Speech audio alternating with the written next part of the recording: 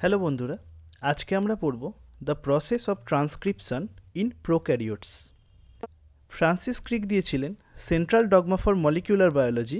তিনি বলেছিলেন যে ডিএনএ থেকে আরএনএ তৈরি হওয়ার প্রসেসকে বলা হয় ট্রান্সক্রিপশন এবং আরএনএ থেকে প্রোটিন তৈরি হওয়ার প্রসেসকে বলা হয় ট্রান্সলেশন। আজকে আমরা এই ট্রান্সক্রিপশন নিয়ে আলোচনা করব। ট্রান্সক্রিপশন কাকে বলা হয়?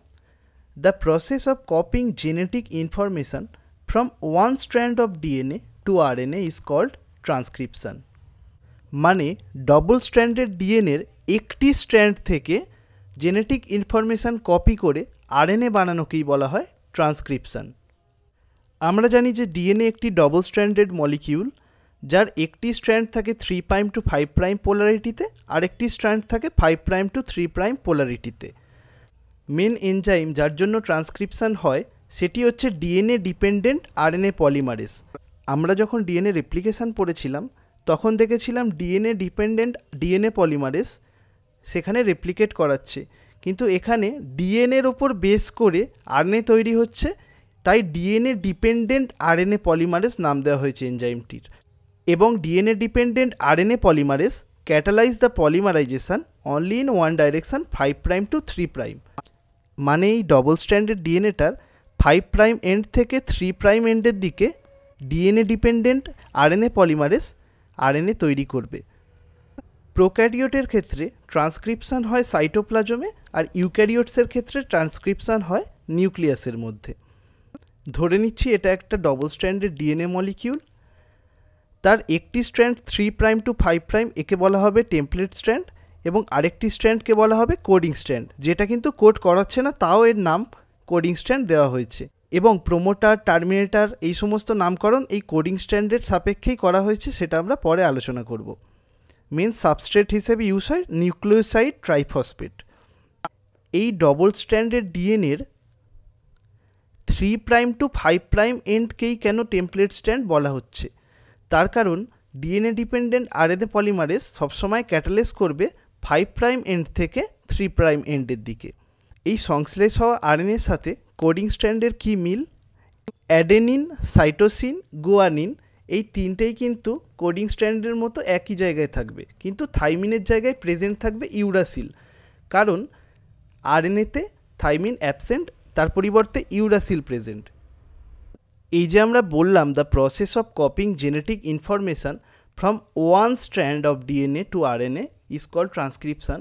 এই যে ওয়ান স্ট্র্যান্ড কথাটা আমি কেন বললাম? তার কারণ এই যে ডবল স্ট্র্যান্ডের ডিএনএ মলিকিউলস আছে, এখান থেকে ডিএনএ ডিপেন্ডেন্ট আরএনএ পলিমারেজ যদি 5' to 3' এন্ডে এই দিকে আরএনএ বানায়, এবং আরেকটি ডিএনএ ডিপেন্ডেন্ট আরএনএ পলিমারেজ যদি 5' to 3' এন্ডে এদিক থেকে এদিকে আরএনএ বানায়, তাহলে এখানে কিন্তু দুটি আরএনএ মলিকিউল তৈরি হচ্ছে। এর কনসিকোয়েন্স কী হবে? এর কনসিকোয়েন্স হচ্ছে এই দুটি তৈরি হওয়া আরএনএ মলিকিউল নিজেদের মধ্যে বেস পেয়ারিং করে ডবল স্ট্র্যান্ডেড আরএনএ তৈরি করবে, এবং এই ডবল স্ট্র্যান্ডেড আরএনএ যখনই তৈরি হয়ে যাবে they not code for any protein. Secondly, যদি দুটো RNA molecule double stranded RNA তৈরি নাও করে, তাহলে প্রত্যেকটি আরএনএ মলিকিউল থেকে আলাদা আলাদা প্রোটিন তৈরি হবে। মানে একই ডিএনএ থেকে দুটি আলাদা আলাদা প্রোটিন কখনোই অ্যাকসেপ্টেবল নয়, একটা ডিএনএ থেকে একটা মাত্র প্রোটিনই অ্যাকসেপ্টেবল। তাই যদি ডিএনএ দুটি স্ট্র্যান্ড থেকে দুটি আরএনএ তৈরি হয়, তারা ভায়োলেট করবে central dogma for molecular biology. সুতরাং ডিএনএর একটি স্ট্র্যান্ড থেকে বা টেমপ্লেট স্ট্র্যান্ড থেকেই আরএনএ তৈরি হবে 5' to 3' এন্ডের দিকে। এবার আমরা দেখে নেব ট্রান্সক্রিপশন ইউনিট কাকে বলে। ট্রান্সক্রিপশন ইউনিট প্রোমোটার, স্ট্রাকচারাল জিন এবং টার্মিনেটার দিয়ে তৈরি। এই প্রোমোটার কাকে বলে? The sequence of DNA where RNA polymerase attach to initiate the polymerisation. এইটা যদি একটা ট্রান্সক্রিপশন ইউনিট হয়, তাহলে এই প্রোমোটার রিজিয়ানে আরএনএ পলিমারেজ অ্যাটাচ হয়ে পলিমারাইজেশন ইনিশিয়েট করবে। স্ট্রাকচারাল জিন কাকে বলে? পুরো ডিএনএ মলিকিউলের সিকোয়েন্স আরএনএ তৈরি করে না, ডিএনএর যেটুকু সিকোয়েন্স থেকে আরএনএ তৈরি হয় তাকে বলা হয় স্ট্রাকচারাল জিন। এইটা একটা লম্বা যদি ডিএনএ হয়, তার এই জায়গা থেকে যদি আরএনএ তৈরি হয়, তাহলে একে বলা হবে স্ট্রাকচারাল জিন। আমরা দেখতে পাচ্ছি এখানে ডিএনএর একটি স্ট্র্যান্ডকে বলা হচ্ছে টেমপ্লেট স্ট্র্যান্ড, যেটা 3' to 5' এন্ডে আছে, আরেকটি স্ট্র্যান্ডকে বলা হচ্ছে কোডিং স্ট্র্যান্ড, যেটা 5 প্রাইম এন্ড টু 3 প্রাইম এন্ডে আছে। এই টেমপ্লেট স্ট্র্যান্ডের সাথে rule of complementary base pairing করে আরএনএ মলিকিউল তৈরি হবে 5 প্রাইম টু 3 প্রাইম ডাইরেকশানে। টার্মিনেটর কাকে বলে? যখন আরএনএ পলিমারেজ টার্মিনেটরে পৌঁছে যাবে, ট্রান্সক্রিপশন প্রসেস শেষ হয়ে যাবে এবং আরএনএ তৈরি হয়ে সেটি সাইটোপ্লাজমে পড়ে যাবে। যেহেতু আমরা প্রোক্যারিওটিক নিয়ে আলোচনা করছি, এর সব কিছুই কিন্তু সাইটোপ্লাজমে হচ্ছে, নিউক্লিয়াস প্রোক্যারিওটে অ্যাবসেন্ট থাকে। একটা ইম্পর্টেন্ট জিনিস নোট করো বন্ধুরা, প্রোমোটার অবস্থিত 5 প্রাইম এন্ড অফ স্ট্রাকচারাল জিনে, টার্মিনেটর অবস্থিত 3 প্রাইম এন্ড অফ স্ট্রাকচারাল জিনে। এই যে প্রোমোটার, এখানেও তো 3 প্রাইমও আছে, তাহলে কেন 5 প্রাইম বলছি আমরা? কারণ সমস্ত রেফারেন্স কোডিং স্ট্র্যান্ডের রেসপেক্টে ধরা হয়েছে।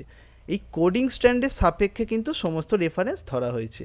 এই প্রোমোটার কোডিং স্ট্র্যান্ডের 5 প্রাইম এন্ডে অবস্থিত এবং টার্মিনেটর কোডিং স্ট্র্যান্ডের 3 প্রাইম এন্ডে অবস্থিত, তাই বলা হচ্ছে promoter 5 prime end of structural জিনে অবস্থিত এবং terminator 3 prime end of structural জিনে অবস্থিত।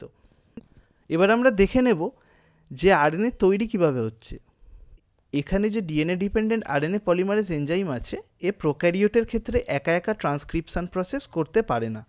এর জন্য ইনিশিয়েশন ফ্যাক্টর বা সিগমা ফ্যাক্টরের প্রয়োজন হয়।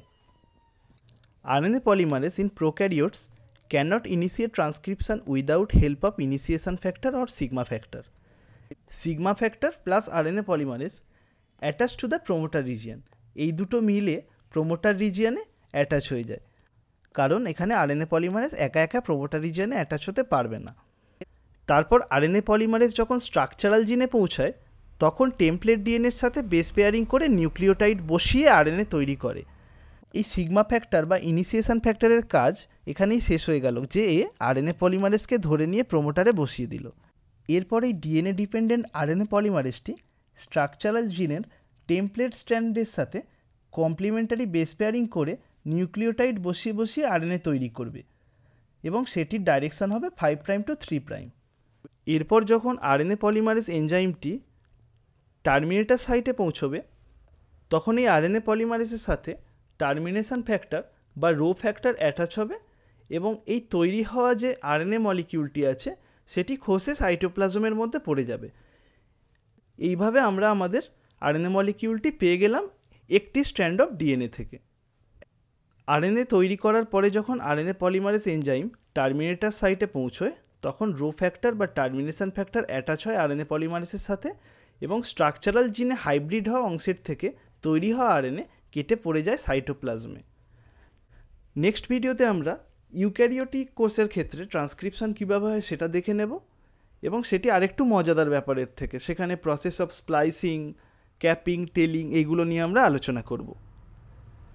ভিডিওটি যদি ভালো লেগে থাকে এবং কোনো যদি ডাউট থেকে থাকে তাহলে অবশ্যই কমেন্ট করে জানাবেন। ধন্যবাদ।